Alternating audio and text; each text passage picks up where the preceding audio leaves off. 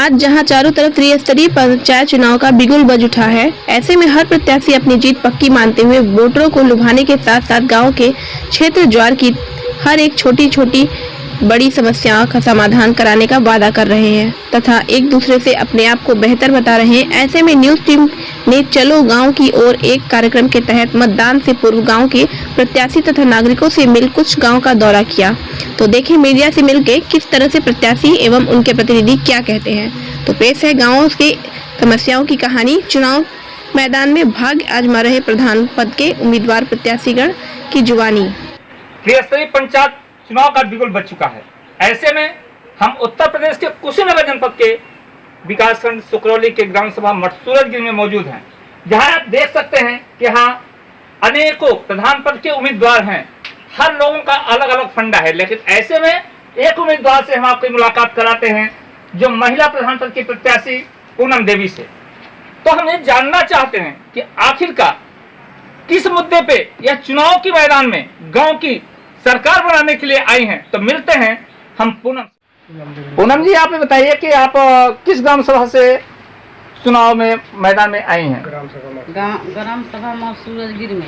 मठसूरजगिरी। एक छोटा सा सवाल होगा कि यहाँ की जनता के लिए आप क्या संदेश देना चाहते हैं। जनता के लिए कि विकास के लिए, जनता के विकास के लिए आप चुनाव मैदान में आई हैं। आप किस तरह से जनता की विकास करेंगी। कुछ मुद्दे आपके होंगे, कुछ मन में विचार होगा, गांव के विकास के लिए क्या करेंगे। गांव के विकास के लिए जब मैं होंगी तो करूंगी। प्रत्याशी इन लोगों से भी पूछ लीजिए, ये भी प्रत्याशी है। जयसवाल जी, यह कौन सा गाँव है। बंचरा। त्रिस्तरीय पंचायत का चुनाव चल रहा है। ऐसे में चर्चा है कि आप पिछले बार चुनाव में बीडीसी के पद को सुशोभित किए थे और आज ग्राम प्रधान पद के भावी उम्मीदवार के रूप में आप यहाँ उभरे। आपका मूल मुद्दा क्या है। मेरा मूल मुद्दा है कि गांव का किसी भी कीमत में विकास कराया जाए, चाहे वो जिस स्तर से उसका विकास कराया जाए। और चूँकि ये ग्राम सभा सुकरौली ब्लॉक का सबसे पिछड़ा ग्राम सभा है, जैसे ये लास्ट जिले का छोड़ा है, यहाँ कोई भी योजना आते आते लास्ट हो जाता है। तो सबसे बड़ी चुनौती तो है कि यहाँ कोई काम बहुत आसानी से नहीं हो पाता है, क्योंकि ये जिले का आखिरी ग्राम सभा है। ये कोई भी काम कराने का हम लोग को बहुत दौड़ना धूमना पड़ता है। फिर भी हमारी कोशिश यही रहती है कि जितना हर संभव कोशिश किया जाए, जो हो सके किया जाए। जैसे हम बीडीसी रहते मैं अनेकों काम कर रहा, जैसे कि अभी मेरे ग्राम सभा में नाली नहीं था पूरे बंचरा में, जो कि सबसे बड़ा नाली लगभग 220 मीटर का नाली निर्माण कराया गया है, वो भी मेरे ही कोटे से।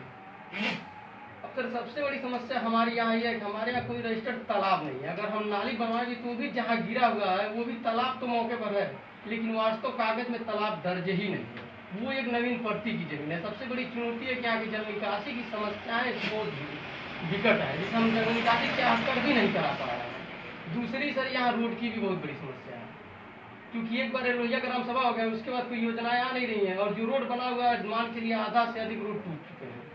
लाइट का भी जो काम हुआ वो भी पूरी तरह हुआ नहीं, जहाँ हुआ है कहीं पोल गाड़ के छोड़ दिया गया। ये सर बहुत बड़ी चुनौती है हमारे ग्राम सभा में।